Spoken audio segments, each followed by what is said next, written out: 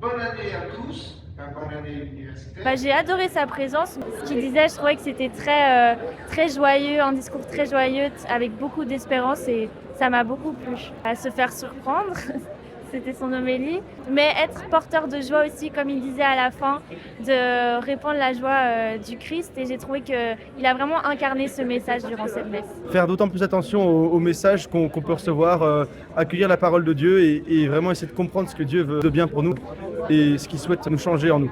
Déjà, je retiens simplement la manière qu'il avait aussi de nous parler du Christ, où on sentait vraiment qu'il le vit dans son quotidien, il essaye de le placer vraiment dans sa vie lui-même et qu'il essaye de nous en témoigner et à nous laisser encore toucher malgré justement cette structure qu'on peut avoir, ce quotidien qui peut parfois un petit peu nous cadrer ou ses habitudes, nos projets, enfin mille et une choses. Ma place et la place de l'Église est évidemment ici pour répondre à leurs souhaits, d'avoir ces 200 jeunes qui souhaitent dire nous voulons nous nourrir de l'Eucharistie au moment où nous commençons une nouvelle étape de notre année scolaire. Donc si nous ne sommes pas là, je ne sais pas où nous pouvons être. C'était la première célébration du quadrimestre avec notre pastoral étudiant, donc ça veut dire un peu faire redémarrer la vie, il faut reprendre contact avec tout le monde. On est reparti pour quelques semaines avec eux et avec les étudiants, il faut aller vite parce que le temps est court. Qu'il soit présent pour nous, pour les jeunes, à l'écoute de nos problèmes, tout ce que ça vient avec d'être étudiant, le stress, les contradictions avec la vie d'étudiant et tout ça.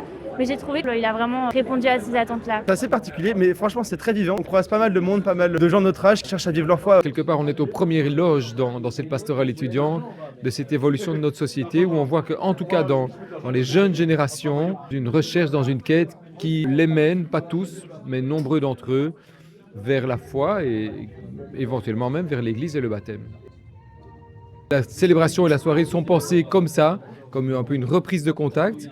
Le fait que ce soit Monseigneur Lejeune qui vienne, on trouve que c'est important parce que ça donne une dimension d'église où ils sentent que voilà, on n'est pas une petite bulle, la pastorale étudiante, mais qu'on fait partie d'une église plus large. Poursuivre la messe avec une soirée conviviale comme ceci, c'est vraiment important pour nous parce que voilà, une mission de notre pastorale, c'est d'aider ces étudiants à devenir un peu une communauté, quoi.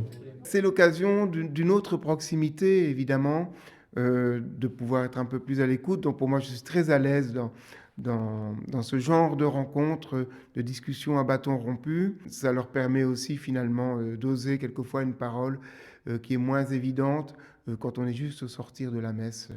Voilà. Une rencontre très fraternelle, vraiment, je suis heureux d'avoir pris ce temps.